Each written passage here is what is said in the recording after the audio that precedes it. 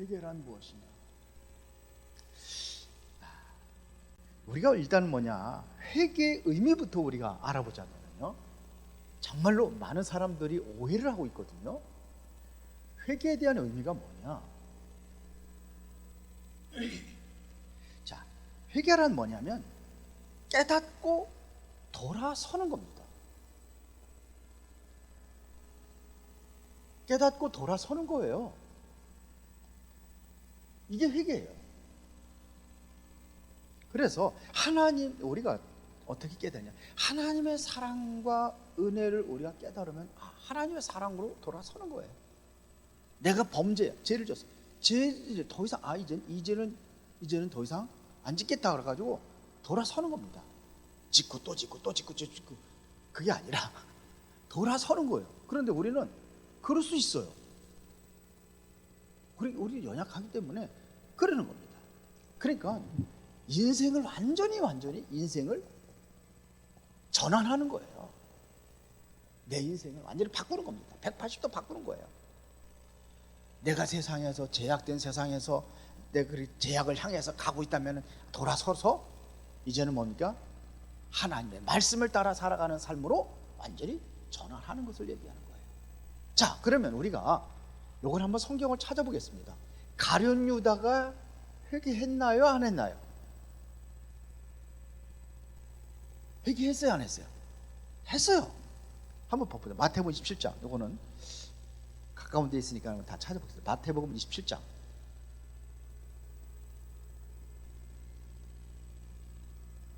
(3절부터) (8절에) 보면은 자,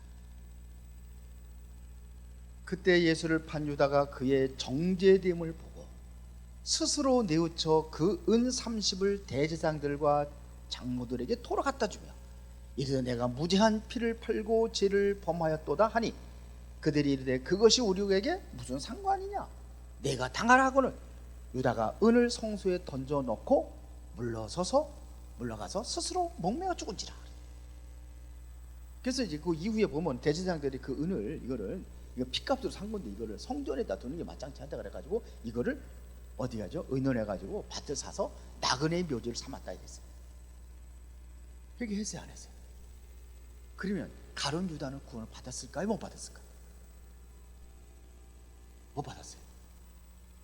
마태복음 26장 거기 한번 봅시다. 26장 24절에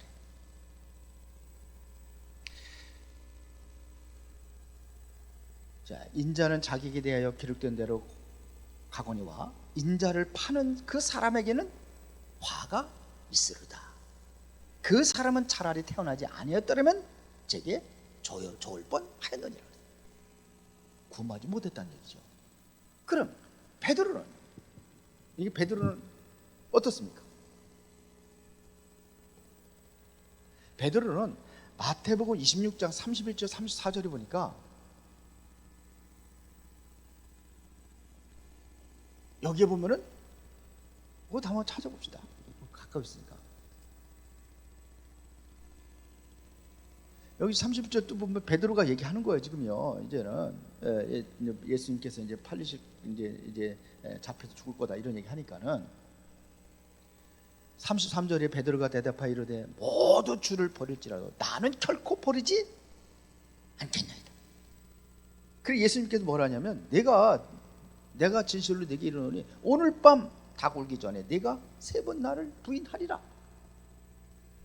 예수님 모른다고 부인하고 그런다고 그러잖아요. 그러고 나서 이제는 실제로 닭이 울고 그럴 때에 예수님께서는 어떻게 해요? 이제 베드로는 어떻게 합니까? 통곡하며 회개합니다. 그런데 베드로는 구원받았어요, 못 받았어요? 베드로 구원받았지 않겠어요? 받았는데 베드로는 구원받았는데 유다는 구원을 받지 못했어요. 그러면 똑같이 회개했는데 왜 베드로는 구원받고 가룟 유다는 구원받지 못했을까요? 자, 그래서 회개는 뭐가 있느냐? 2가지가 있습니다. 2가지 회개가 있어요. 그 첫 번째가 뭐냐면 단회적인 회개입니다. 단회적인 회개. 이것은 한 번만 회개하는 거예요. 두 번 회개할 필요 없어요. 한 번만 회개하면 돼요. 이것을 우리는 원죄 회개라고 했어요. 그럼 가룟 유다가 회개한 것은 원죄입니까? 자범죄입니까? 그래서 구원받는 거예요. 뭔지 아시겠어요? 이것은 단회적인 회개를 말하는 겁니다. 다시 말하면 예수 그리스도를 믿고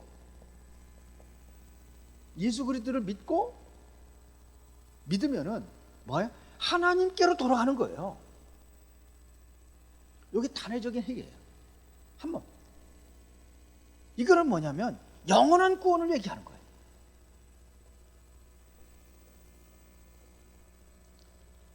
이것은 영원 구원을 얘기하는 거예요. 이거는 두 번 회개할 필요가 없어요. 한 번 돌아오면 되는 거예요. 그런데 이 구원만 유독히 주장하는 단체가 있어요. 단회적인 회개. 그러니까 한 번 회개했으면 다 끝난 거지. 뭘 또 회개를 하느냐 이렇게 얘기를 해요. 구원파.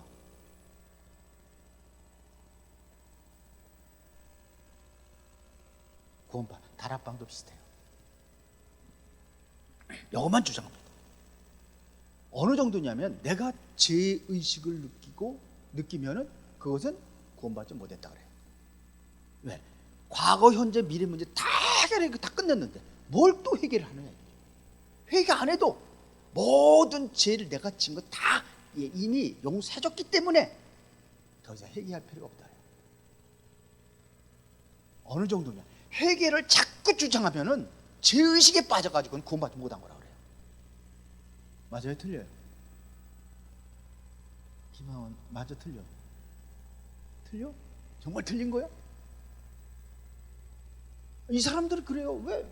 예수님께 십자가에서 죽을 때에 우리 앞으로 지을 죄까지 알고도 다 끝냈는데 뭘 회개하느냐.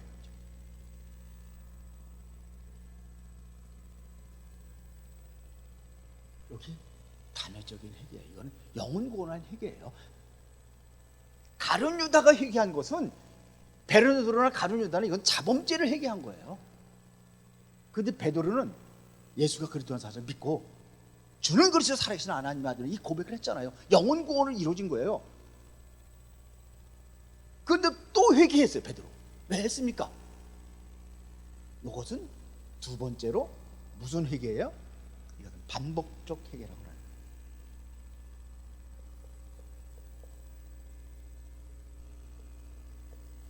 반복적 회개가 있어요.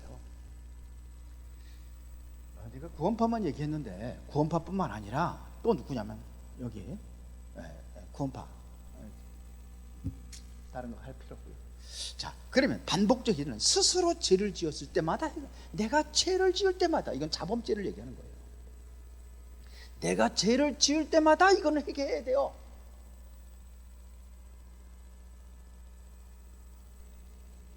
그래서 우리가 잘 알고 있잖아요.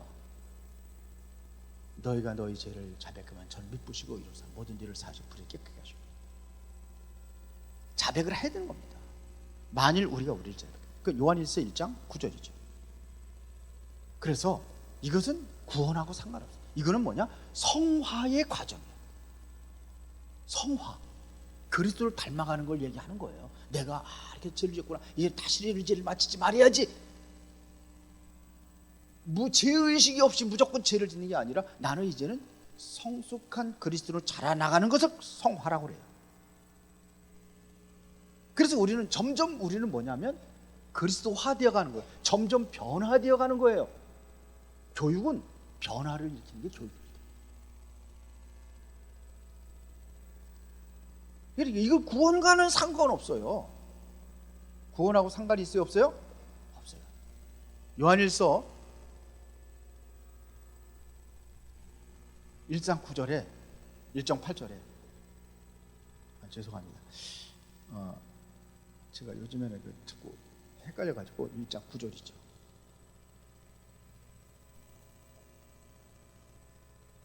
이거는 상관없어요. 그런데 요 자범죄만을 계속해서 주장하는 단체가 있어요. 이 자범죄, 요거 회개하지 않으면 구원 못 받아요. 우리는 뭐예요?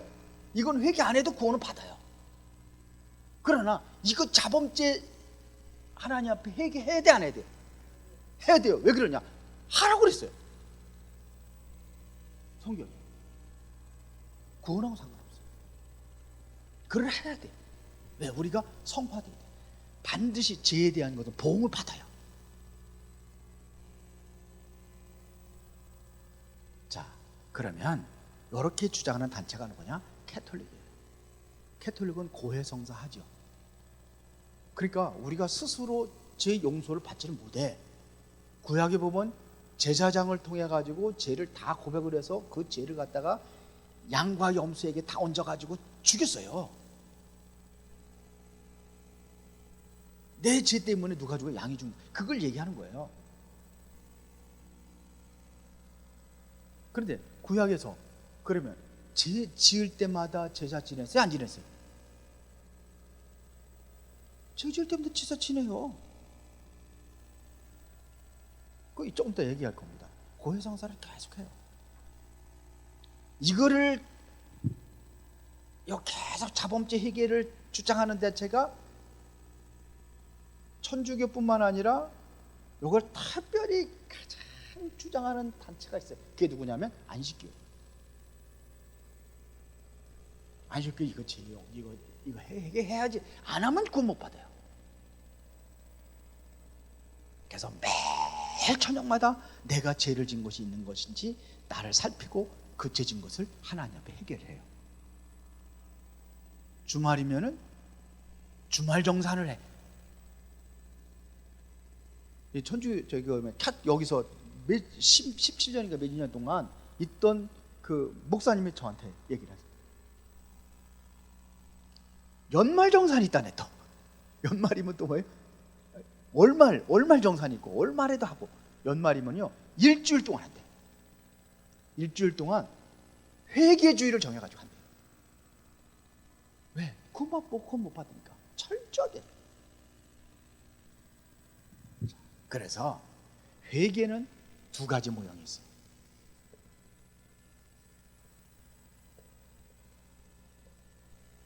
자, 첫 번째가 뭐냐? 한번 히브리서 7장 11절 봅시다. 한번.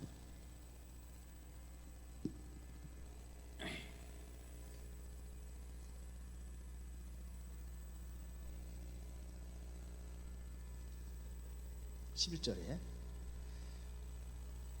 레위 계통의 제사 직분으로 말미암아 온전함을 얻을 수 있었으면 백성이 그 아래 율법을 받았으니 어찌하여 아론의 판차를 따르지 않고 멜기세덱의 판차를 따른 다른 한 제사장을 세울 필요가 있느냐? 여기 보니까 두 가지 판차가 있어요. 하나는 무슨 판차? 멜기세덱의 판차. 하나는 뭐예요? 아론의 판차. 그러니까 우리가 회개라는 것은 뭐냐면 이것은 죄 용서받기 위해서 하는 거예요. 그래서 구약에는 이 제사를 뭐라 하냐면 죄 용서받기 행위를 갖다가 속죄제다 그랬어요. 속죄제. 이 속죄제는 뭐냐? 우리가 죄를 질 때마다 하는 거예요. 그래서 히브리서 7장 11절을 보니까 무슨 반차? 레위 계통의 제사 직분으로 말미암아 온전함을 얻을 수 있는 그것이 뭐냐면 이게 아론의 반차라고 했어요. 아론의 반차. 자, 그러면 여기서 아론의 반차는 뭐냐? 그리고 멜기세덱의 반차는 뭐냐? 자, 우리가 반차라는 것은 뭐냐면요, 이거는 계속해서 이어져 가는 걸 얘기하는 거예요. 반차. 아론으로부터 시작이 돼가지고 계속해서 그 레위 지파의 제사장들을 뽑아가지고 계속해서 제사를 지내왔어요. 이걸 뭐라고 그런다고요? 아론의 반차. 그러게 우리 이어달리기 하잖아요. 할 때에 맨 앞에 탁 쓴 사람이 바톤 가지고 막 달다가 두 번째 사람한테 딱 바톤을 인기하잖아요. 그럼 그 두 번째 사람이 탁 갈려가지고 또 세 번째 사람한테 쭉 이렇게 하잖아요. 이거를 반차라 하는 거예요. 아론에서 또 계속해서 이 제사 제도가 이어져 왔다는 얘기입니다. 이건 언제부터? 죄를 지을 때마다. 자, 이거는 아론의 반찬은 내가 죄를 지을 때마다 1년에 한 번씩 드리는 제사가 있습니다. 대속죄일 그래가지고 히브리력 7월 11일 날이면 양 2마리를 잡아가지고 한 마리는 아세셀 양 그래가지고 광야를 보내고 한 마리는 피를 흘려가지고 죽여서 제사를 드리는 거예요. 이거를 뭐냐? 대속죄일을 정합니다. 대속죄일을 정해가지고 이날이 되면은 제사장이 뭐냐? 제사가 끝나면 다 이뤘다 그러면 손들어. 예수님께서 십자가 못 박혀 죽을 때 뭐라고 어떻게 하죠? 다 이뤘다. 그리고 50년마다 한 번씩 하는 것을 뭐냐? 희년이라고 해요. 이때는 특별히 뭐냐? 대제사장이 마지막으로 나팔을 쫙 붑니다. 이 나팔을 부는 순간에 옥문이 다 열려질 거예요. 그날 옥문이. 그러니까 죄수들이 전부 다 해방받는 거예요. 죄인들이. 그동안에 평생 동안 노예 생활했는데 노예에서 완전히 해방받는 날이 희년이에요. 기쁜 한 해.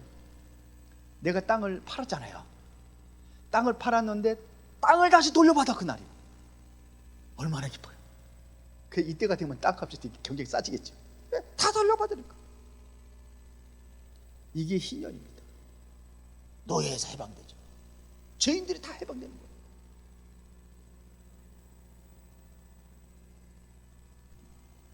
이게 레위 지파를 통해서 오는 아론의 반찬이에요. 그러면 멜기세덱의 반찬은 뭐냐? 이것은 단번에 이루어진 거, 한 번에 이루어졌어요.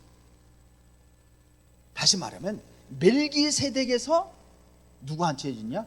예수로 이어진 이걸 얘기하는 거예요. 제가 읽어주겠습니다. 히브리서 6장 20절에 보면 그러므로 앞서가신 예수께서 멜기세덱의 반차를 따라 영원히 대제사장이 되어 우리를 위하여 들어가셨느니라. 우리 죄를 위해서 이제 들어가신 거예요. 우리 죄를 속죄하기 위해서. 멜기세덱의 반차를 따라서 영원히 단번에 우리의 모든 죄를 다 끝내버리는 것을 얘기하는 거예요. 그럼 멜기세덱이 누굽니까? 창세기 14장 이걸 한번 찾아봅시다. 이따가 다 할 건데 14장 18절부터 20절에 보니까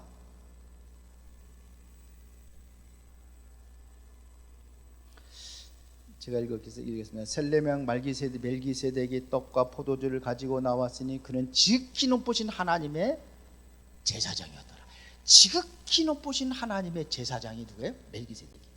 그가 아브라함에게 축복하여 이르되 천지의 주제시시오 지극히 높으신 하나님의 아브라함에게 복을 주옵소서. 너희 대적을 내 손에서 붙이신 지극히 높으신 하나님을 찬송할지로다 하매 아브라함이 그 얻은 것에서 10분의 1을 멜기세덱에게 주었더라. 지극히 높으신 하나님, 영원한 제사장. 이게 바로 멜기세덱. 아론의 반차는 뭐예요? 제사장이 계속 바뀌어요. 요 영원한 제사장인 멜기세덱의 바톤을 누가 이었냐? 예수님께서 이었어요. 여기에는 중간에 누구누구 연결이 하나 없어요. 이것은 뭐냐? 멜기세덱의 반차다. 그리스도께서 완전히 우리 죄를 완전히 대제사장이 되어가지고 과거, 현재, 미래의 죄까지 십자가에서 다 끝냈다 이거예요.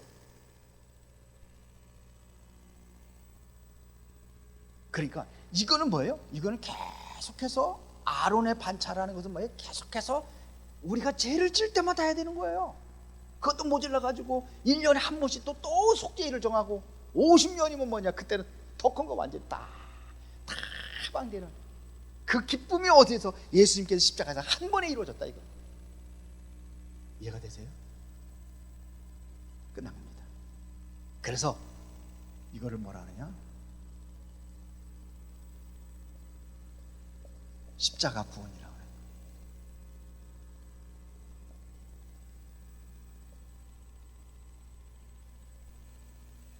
요한복음 19장 30절에 예수님께서 십자가에서 다 이루었다, 다 끝내버렸어요.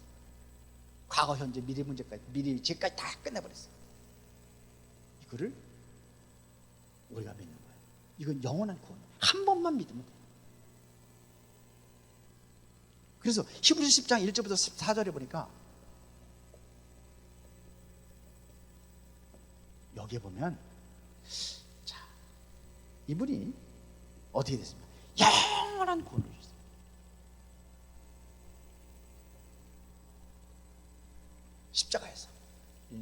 십자가에서 우리를 영원한 구원을 이뤘어요. 이거는, 그래도 우리가 이제 영접이라는 것도 오후에 얘기했습니다. 영접이라는 것도 우리가 이제 오해를 굉장히 많이 하고 있거든요. 영접이 두 가지가 있어요. 데코마일이라는 게 있고 람바노라는 게 있어요.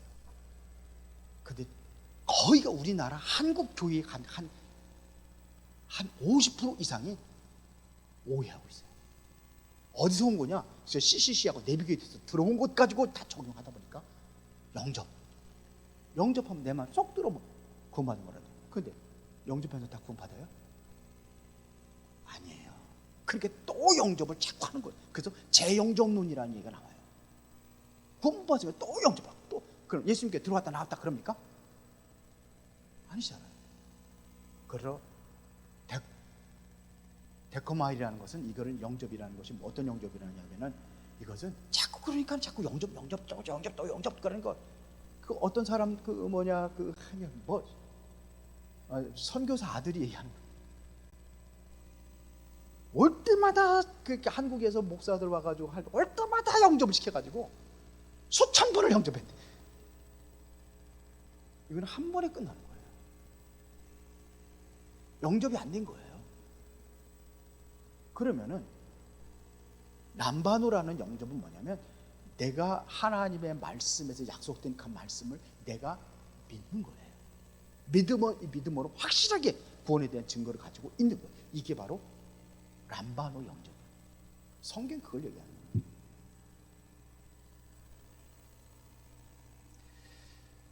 그래서 우리 죄에 대한 예수님은 뭐냐? 예수님은 우리를 죄를 대속하기 위한 어린 양이 되셔가지고 어린 양께 피로 흘려. 예수님은 또 누구냐? 대제사장이 되셔가지고 우리의 모든 죄를 십자가에 다 끝내버린 이 사실을 우리가 믿는 겁니다. 이게 해결이에요. 믿습니까? 기도하겠습니다. 전능하시고 살아계신 아버지 하나님, 은혜와 사랑에 감사를 드립니다. 회개가 뭔지 우리가 확실하게 알고, 회개에 대한 올바른 의미를 깨닫고 참된 회개의 삶이 되어지도록 주의 성령이 역사하시고 인도하여 주옵소서. 예수 그리스도 이름으로 기도드리옵나이다.